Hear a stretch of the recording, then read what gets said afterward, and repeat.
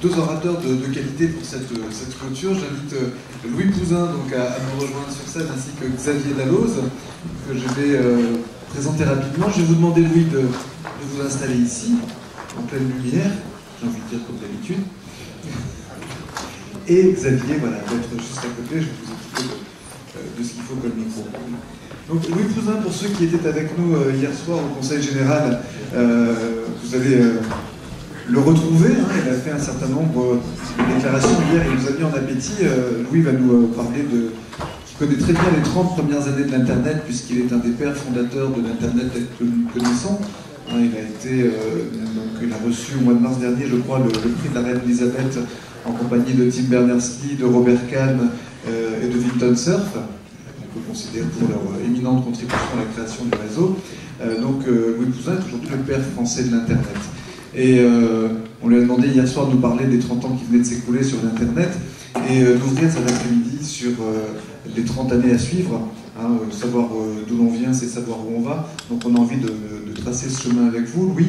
Et pour lui donner la réplique, Xavier Dalloz, donc, qui est analyste, co-rédacteur du rapport européen sur le futur de l'Internet, et qui partagera aussi avec nous un certain nombre de ses convictions, dont une se cache derrière un mot qu'il a inventé qui s'appelle Atawad. Xavier, c'est à vous. Merci Sébastien. Hier, on a tous été enthousiasmés par la présentation de Louis. Plusieurs personnes sont venues me dire, dis le minimum et laisse le maximum de temps à Louis. Pour résumer, pour ceux qui n'étaient pas là, qu'est-ce qu'il nous a dit? C'est que finalement, Internet, ça ne correspond pas exactement à la réalité d'aujourd'hui. Et que ce n'est pas le bon mot. Il faut réinventer l'Internet. Et que pour réinventer l'Internet, j'ai surtout compris de son message, c'est un problème d'architecture qu'il faut repenser. Alors, je vais m'arrêter là. On va échanger, et je vais garder un peu 5 minutes à la fin pour vous faire part un peu de mes recommandations.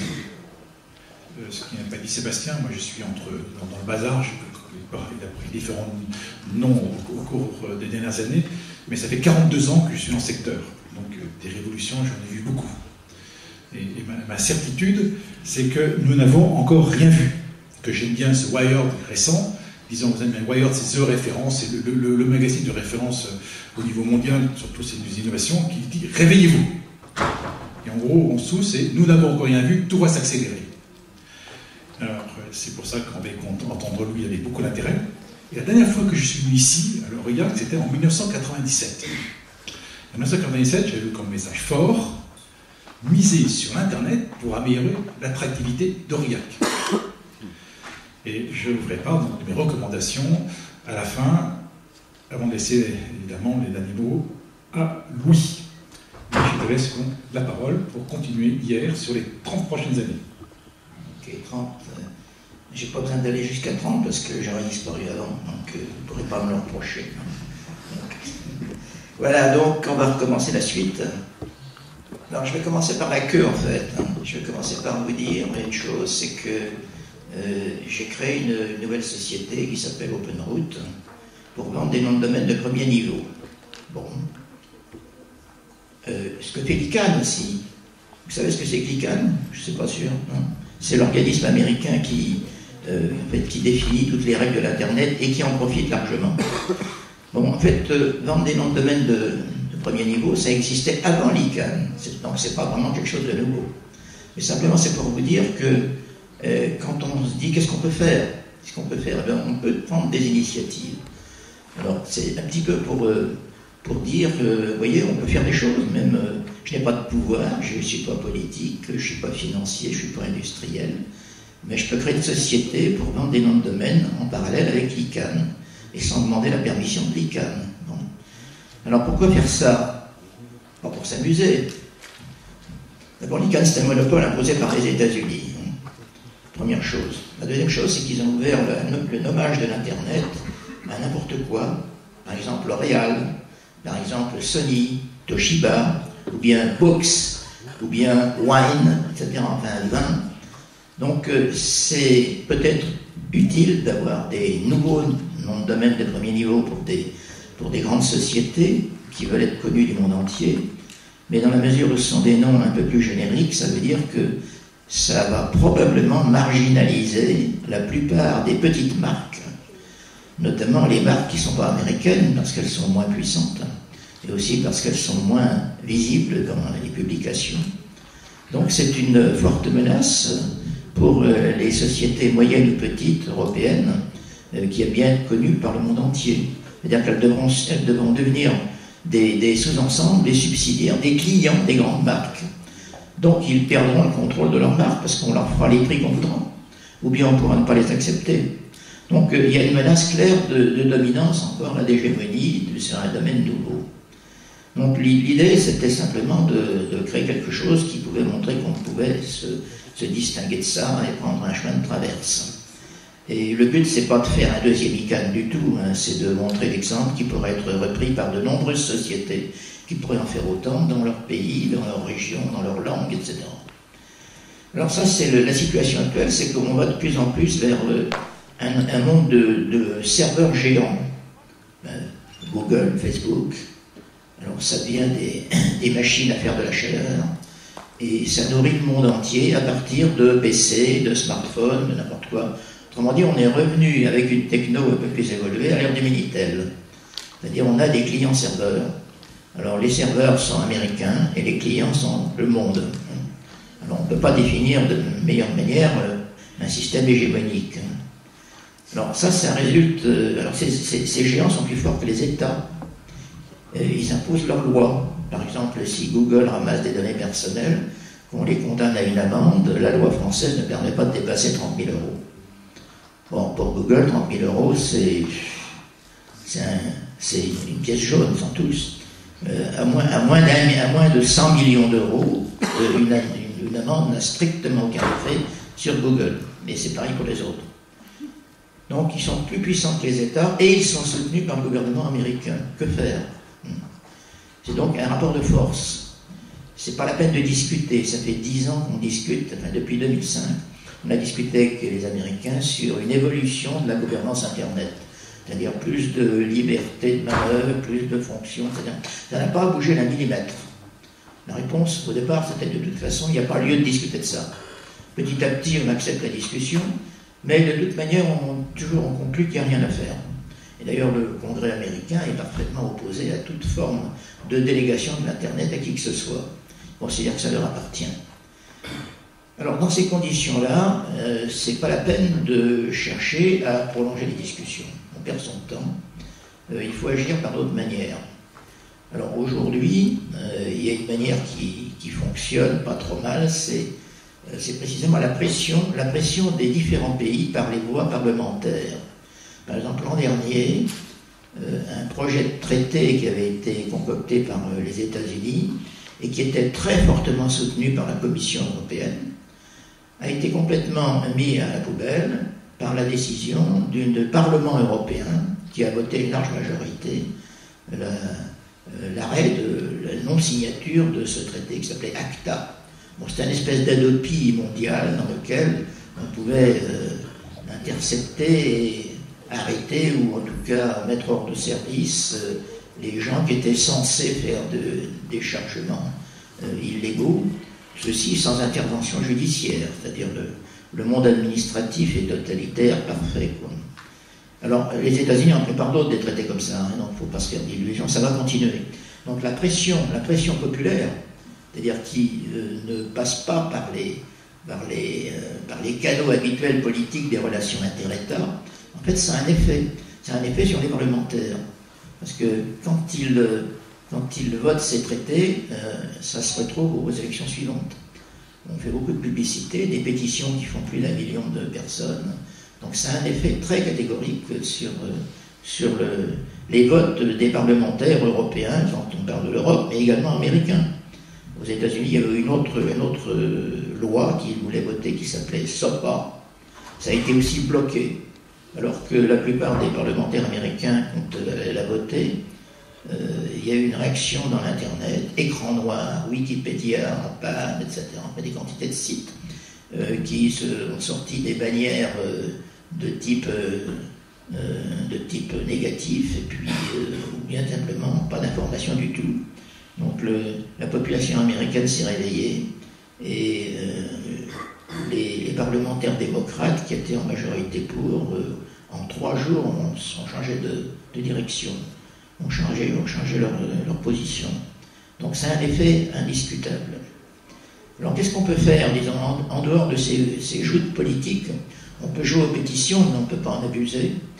Il faut trouver des moyens d'agir de manière à la fois plus durable et plus douce, de manière à ne pas s'attirer des ennuis trop compliqués à gérer. Alors, ce que je vois, c'est des initiatives industrie-recherche. Pourquoi recherche? Pourquoi industrie? Recherche, c'est parce que ça peut se faire de manière beaucoup plus discrète. S'il n'y a pas de position industrielle trop voyante, on risque beaucoup moins des réactions politiques ou des pressions ou des chantages qui peuvent provenir des États-Unis en général. Par exemple, quand on a décidé en Europe de faire le système de satellite Galileo, qui est un GPS européen, qui n'est pas le seul au monde d'ailleurs, il y a aussi un russe.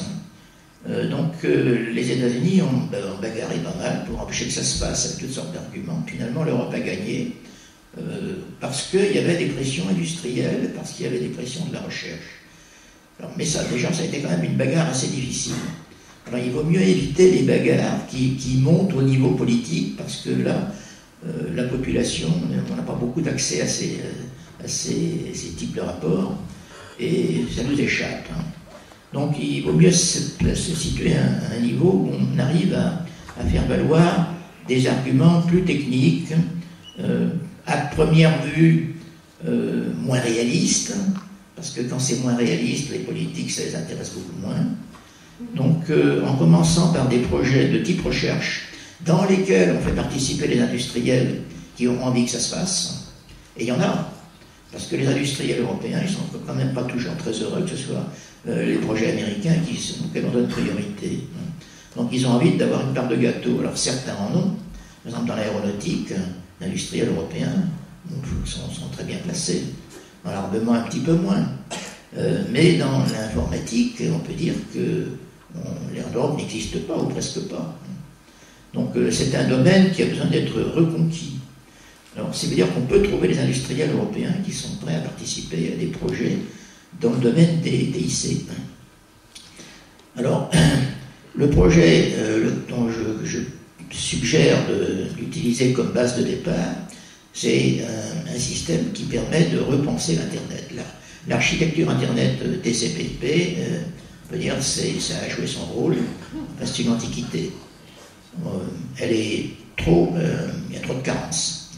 Si vous allez là-dedans, vous avez, il n'y a pas de gestion du nommage. Hein. Tout ce qui est nom de domaine, tout ce qui est nom d'objet, tout ce qui est nom d'utilisateur, etc., c'est pratiquement sans sécurité.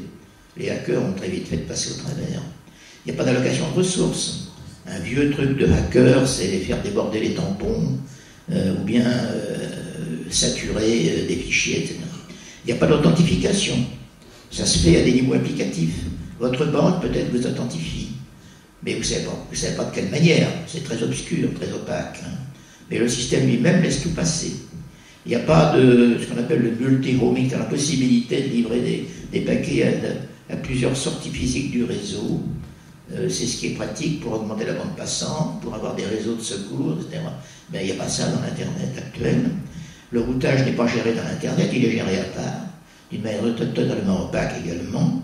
La sécurité, on va dire, elle est vraiment très mal traitée. Quand vous regardez la liste des patchs qu'il faut faire dans Windows pour être à jour, c'est effarant. Il n'y a pas de mobilité, ça se passe en dehors de l'Internet. Ça se fait dans les réseaux de type télécom, les réseaux GSM ou autres. Donc l'Internet ne fait que considérer que l'usager est une position fixe. Alors c'est pas du tout conforme aux habitudes actuelles avec les smartphones. Il n'y a pas de multilinguisme. Il a été introduit un petit peu par hasard à la fin, au début des années 2000, mais ce n'était pas prévu d'avoir autre chose que les caractères anglais. Donc tout ça, c'est vraiment d'un autre âge. Alors ce que ce nouveau système dont je parle pourrait apporter, c'est que justement, il prend en charge toutes ces fonctions au niveau de la base. C'est-à-dire un TCP/IP 6.0, si vous voulez, qui intègre toutes ces fonctions. Alors c'est ce projet qui s'appelle RINA, qui a été développé à l'Université de Boston, aux États-Unis, par un ancien de l'Internet, justement. Donc on pourrait appeler que c'est un déviant Oui, dans tous les pays, il y a des déviants. Dans toutes les religions, il y a des déviants. Donc c'est un déviant qui n'est pas dans le dogme et dans la religion Internet propagée par les États-Unis. Il veut faire quelque chose de nouveau. Alors c'est quelque chose qui est... Il y a déjà des prototypes qui existent, il y en a 2 ou 3. C'est des protos, c'est-à-dire c'est vraiment la partie système, la partie protocole. Mais la partie protocole, ça intéresse vraiment les techniciens, mais pour des usagers, ils diront bah oui, oui alors, qu'est-ce que ça fait ce truc-là? C'est comme si vous expliquiez aux gens qu'est-ce que c'est que V4, V6, hein, puis V4, IPv6, oui, bon, d'accord, et alors? Donc il faut faire autre chose pour que ça soit intéressant. Alors ce qui peut être intéressant, c'est justement de compléter ces prototypes. Il faut d'abord développer des applications types. Quand je dis type, ça ne veut pas dire qu'elles s'appliquent partout, ça veut dire qu'elles sont comprises par tout le monde. Par exemple, si on fait un truc du type gestion de stock, ou bien vente de tickets de théâtre, ou bien organisation d'un événement, ou bien n'importe quoi, je ne sais pas, gestion d'un troupeau de vaches, d'un troupeau de moutons, peut-être, ben, c'est montrer que ça peut servir en pratique. C'est des cas d'usage qui sont peut-être pas géniaux à développer, mais qui ont la capacité pédagogique de faire comprendre aux gens que ça peut leur servir. Donc on peut, à cette occasion, faire apparaître l'avantage de disposer de nouvelles fonctions qui n'est pas dans TCP/IP. Alors là, la deuxième étape, ce serait de former des techniciens pour ce futur système, de manière à ce qu'ils puissent l'enseigner, le développer, le perfectionner, le valider, etc. Une étape suivante, ce serait de transposer des applications réelles un peu plus importantes, de type industriel, de type administratif, de type artistique si ça se trouve, de type financier notamment, parce que les financiers sont toujours très à cheval sur la sécurité. Donc on pourrait prendre quelques applications de ce genre, dans lesquelles on ferait évidemment participer les sociétés de services et les bénéficiaires potentiels de ces applications, c'est-à-dire les gens du métier, les gens de la finance, les gens de l'industrie. Alors il n'y en aura pas des tonnes, bien sûr, parce que tout ce qui est prototype, les gens disent on n'a pas de temps à perdre. Hein. Mais on peut quand même arriver à convaincre certaines personnes que c'est essentiel pour la suite. Alors, les 2 projets, actuellement il y a 2 projets européens, c'est-à-dire financés par la Commission européenne, qui sont sur les rails. Il y a un projet qui s'appelle IRATI, dont le chef de file est à Barcelone. Un deuxième projet qui s'appelle Pristine, dont le chef de file est en Irlande. Mais ces projets, selon le rituel européen, ils ont bien entendu des partenaires dans un certain nombre d'autres pays européens. Donc la position du chef de file n'entraîne pas le fait que ce soit limité à 1 ou 2 pays. Donc typiquement, il y a 4 ou 5, et quelquefois jusqu'à 10 partenaires. 10 c'est un peu beaucoup, mais 4-5 c'est tout à fait normal. Et il y a précisément des participations françaises dans ces projets. Alors, ces 2 projets sont actuellement sur les rails. Quand je veux dire ça, c'est qu'ils ont un financement. IRATI a déjà commencé l'année dernière, et Pristine va commencer à la fin de cette année. Les projets ont été acceptés. Donc ça, ce serait l'occasion d'amorcer de nouveaux développements qui montreraient ce qu'on peut faire. Bien entendu, c'est pas dire c'est la seule chose qu'on peut faire, il y en a peut-être d'autres, mais ça permettrait au moins de mettre en route pour dire une phase de redéveloppement, de recréation de l'Internet, qui est au plan technique extrêmement attractive. Parce qu'au niveau architecture de l'Internet, on n'a plus rien fait depuis 15 ans, 30 ans, même peut-être pas 30, mais au moins 15 ans. Donc c'est statique, ça a été bloqué en fait.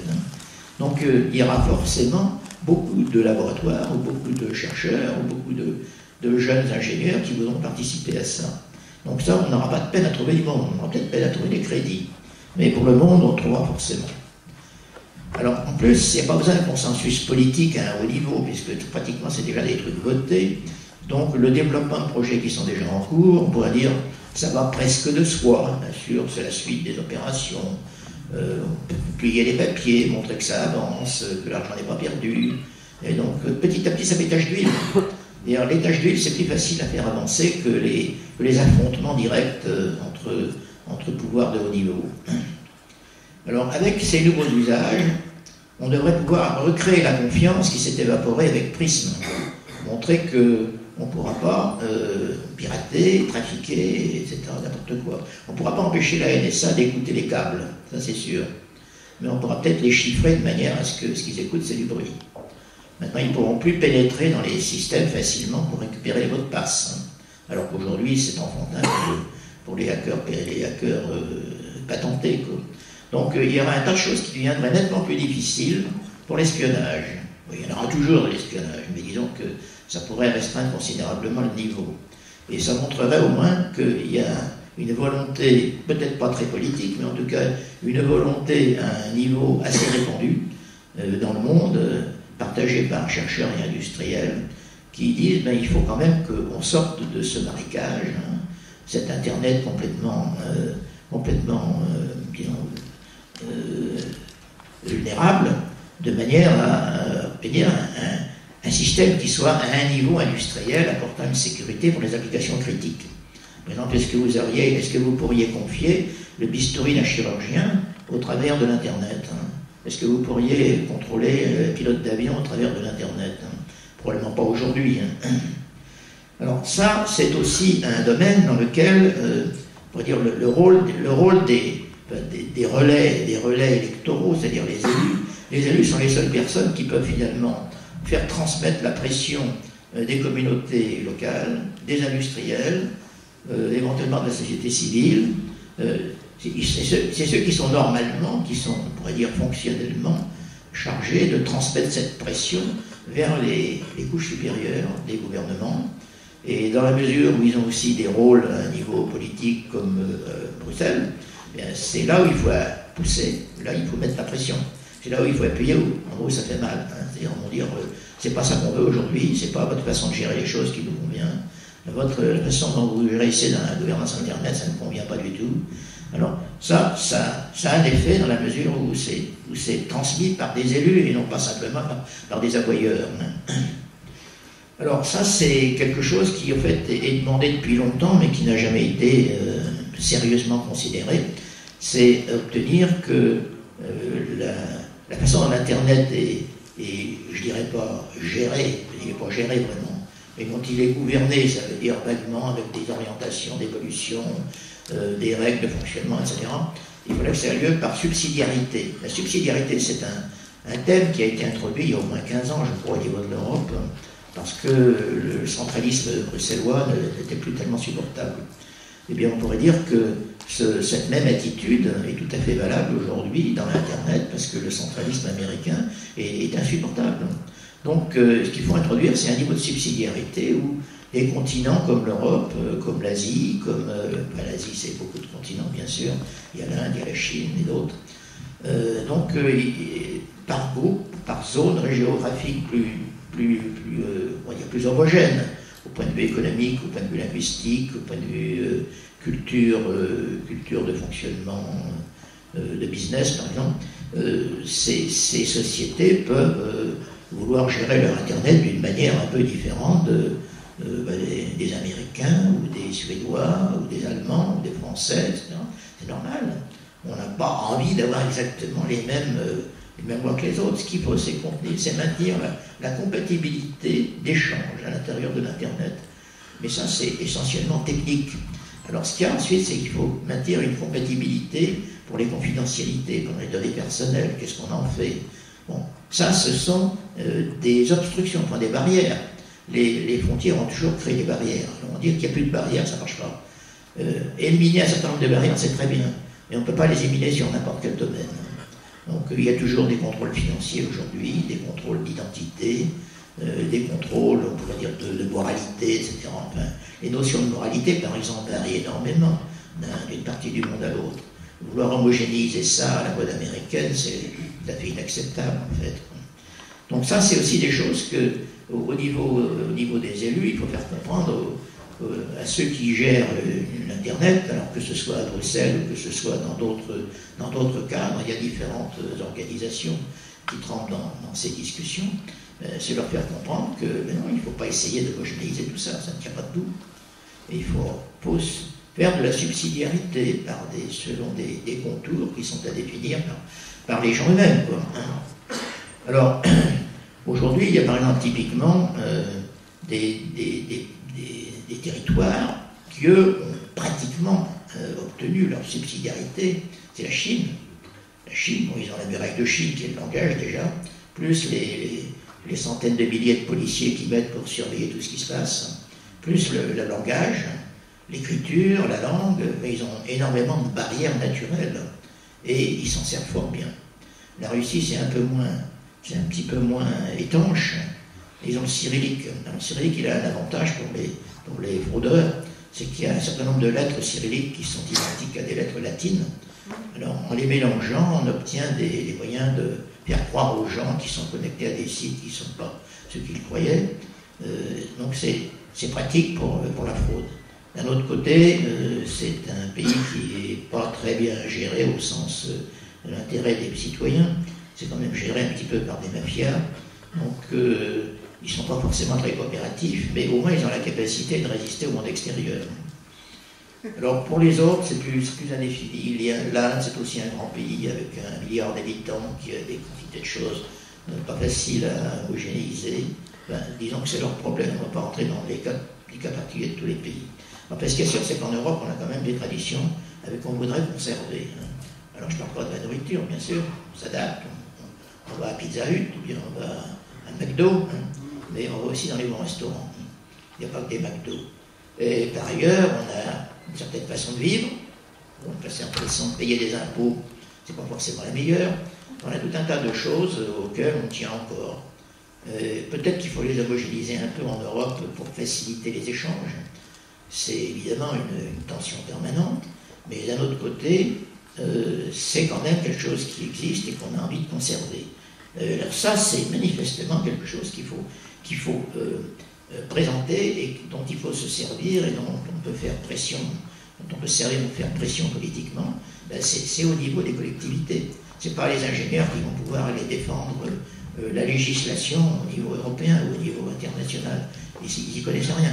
Et simplement, ce qu'on peut demander aux ingénieurs, c'est que quand ils font des protocoles ou des normes ou certaines décisions techniques, au moins ils consultent un petit peu quelques avocats ou quelques juristes ou quelques financiers, etc., pour voir quelles pourraient bien être les conséquences de l'application de cette norme technique.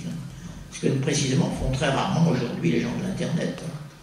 Par exemple, ils font des normes sur le chiffrement, ou quand ils font des normes sur les bases de données telles que oui, si ça vous dit quelque chose, c'est-à-dire qu'on voudrait enregistrer tous les usagers de l'Internet.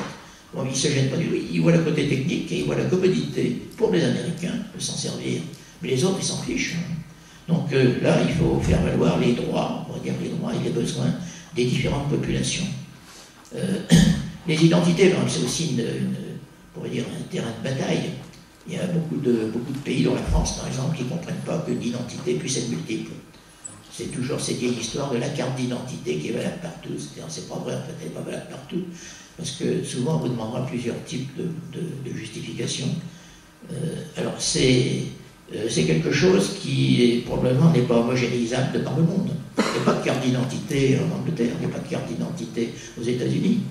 Je pense que dans beaucoup de pays, les cartes d'identité n'ont pas du tout ni les mêmes valeurs, ni les mêmes fonctions. Alors, la tentation de vouloir en faire un élément central d'identification des gens n'est peut-être pas la meilleure. Je pense que là aussi, il faut procéder par subsidiarité, c'est-à-dire dans tel métier, dans tel groupe de gens, voilà ce qui est l'identité. Alors ça, c'est un petit peu dans l'ensemble la question, dans quel monde veut-on vivre? Nous, d'abord, et nos enfants et nos petits-enfants. Si on ne fait rien, mais ils vont se trouver dans un monde qu'ils ne vont pas supporter. Et alors ça mène à des, je ne dirais pas forcément des révolutions, mais des mai 68 peut-être, pour les apprenants arabes dans d'autres. Ça veut dire que ça mène à des explosions.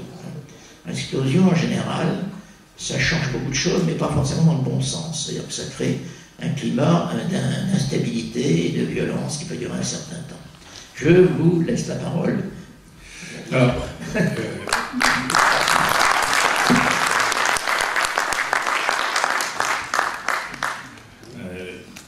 on a prévu 17h, on arrive à la fin.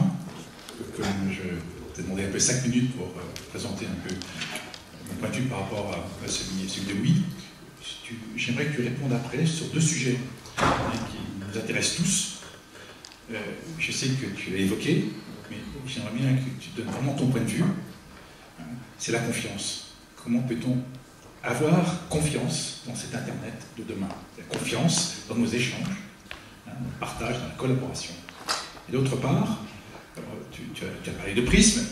On est tous convaincus que si tout est gratuit, c'est quand même quelqu'un il récupère ce qu'on peut appeler nos données, nos data.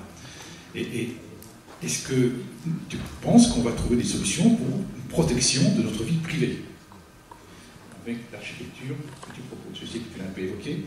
Voilà. Alors avant de te laisser cette parole, juste, je dirais en accéléré, il y a quelque chose de nouveau qui se passe tous les 10 ans. On fait un reset. 44, c'est le premier ordinateur, 54, c'est les mainframes, 64, les mini-ordinateurs. Vous allez voir, on va arriver comme ça en 2014. 74, le micro-ordinateur, 84, le Macintosh, 94, le web.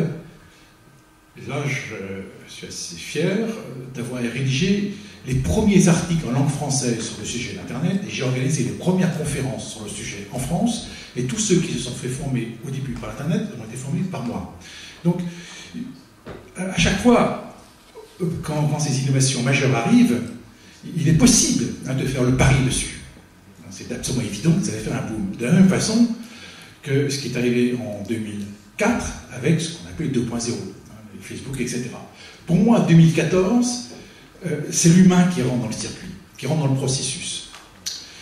Et ce qui est important, c'est que cet humain va demander à ce que, d'une certaine façon, on l'implique. Et à partir de là, je ferai 3 recommandations. Quand je dis que c'est l'humain qui rentre dans le processus, c'est un modèle économique qui est totalement nouveau. Et pour résumer ma pensée, le proverbe chinois dit l'essentiel. Dis-le-moi, je l'oublie. Montre-le-moi et je le retiens. Implique-moi et je comprends. Comment arriver à impliquer le citoyen, qui est aussi consommateur, et qui y trouve son intérêt? Beaucoup de questions, c'est un modèle économique en soi. Mais dans ce modèle économique, s'il vous plaît, ne vous mettez pas uniquement à l'endroit où il y a les centres de coûts, il y a les centres de profit. Ceux qui vont profiter de votre architecture, ceux qui vont profiter de vos investissements, ils sont évidents. Il y en a 3 types déjà. Tous ceux qui sont impliqués dans l'éducation, tous ceux qui sont impliqués dans le domaine médical, tous ceux qui sont impliqués dans l'efficacité énergétique. Faites-les participer, ils sont très riches. Ils ont besoin de vous pour qu'ils puissent réussir dans ce modèle économique qui va aussi les impliquer. Deuxième chose, si le citoyen s'implique, implique-moi, je le comprends, vous n'échapperez pas à réfléchir qu'est-ce que c'est que les droits du citoyen à l'ère du numérique. Il a des droits. Les droits de l'homme de 1789, ça s'impliquait, ça s'imposait, ça s'implique de la même façon aujourd'hui. Troisième chose qui est très importante, dans la lignée de ce que dit Louis, qui est fondamentale, c'est que vous devez travailler sur la gestion des identifications. On ne doit pas interagir à travers vos systèmes d'information avec n'importe quel identifiant, comme tu l'as dit. On peut en avoir plusieurs. Et il ne faut pas être neutre. Et faites-le dans un état d'esprit où il y a une personnalisation, mais anonyme. Personnalisation anonyme. Ça, c'est très important, cette donnée juridique. Juste pour conclure mon intervention de mes 5 minutes, vous pouvez dire, oui, mais alors, ça, c'est des vœux pieux, c'est des vœux de la consultance, ça ne s'engage que lui, point. Alors, je m'attendais à cette question depuis quelques années. J'ai moi-même, avec mes propres deniers, initié un projet où on met les réseaux sociaux au cœur du système, mais bâti sur la confiance et justement la vie privée. On protège les data. Vous pouvez les voir, hein, ça s'appelle Circle of People, Circle, que j'ai construit avec des Américains. Et ce qui est derrière, ce qu'on a fait, on s'est trouvé avec les Américains, nous avons déclaré les droits de l'homme à l'ère du numérique. De quoi il a droit. Deuxièmement, vous allez dire, oui, mais tout ça, c'est quels équipements, comment ça se passe? Pareil, moi j'ai fait ma phablette blanc, hein, c'est un produit blanc. Je pouvais mettre n'importe quelle marque dessus, c'est pas Samsung, c'est rien, parce que c'est très facile à faire. On ne dépend absolument pas du GAFA. Comme toi tu as dit tout à l'heure, on ne dépend absolument pas des ICANN. Oui, il suffit de le vouloir. Voilà. Donc c'était simplement cette vision un peu d'espoir, de dire mais vous êtes assis sur un tas d'or, on a besoin de vous. C'est-à-dire si on ne résout pas le problème du communicant, de cette ruralité, jamais l'éducation ne pourra être à l'ère numérique, jamais la santé pourra être à l'ère du numérique, jamais l'énergie à l'ère du numérique. Vous êtes incontournable. Vous êtes assis sur un tas d'or, ne faites pas en sorte que d'autres l'exploitent à votre place. Si tu pouvais répondre à ces deux sujets. C'était deux questions que je t'ai posées.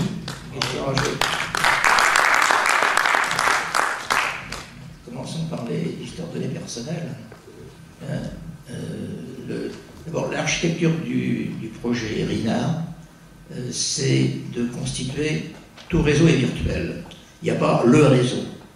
Il y a autant de réseaux virtuels que vous le voulez, parce que vous les construisez, de même qu'aujourd'hui, dans les ordinateurs, on construit des machines virtuelles si on veut.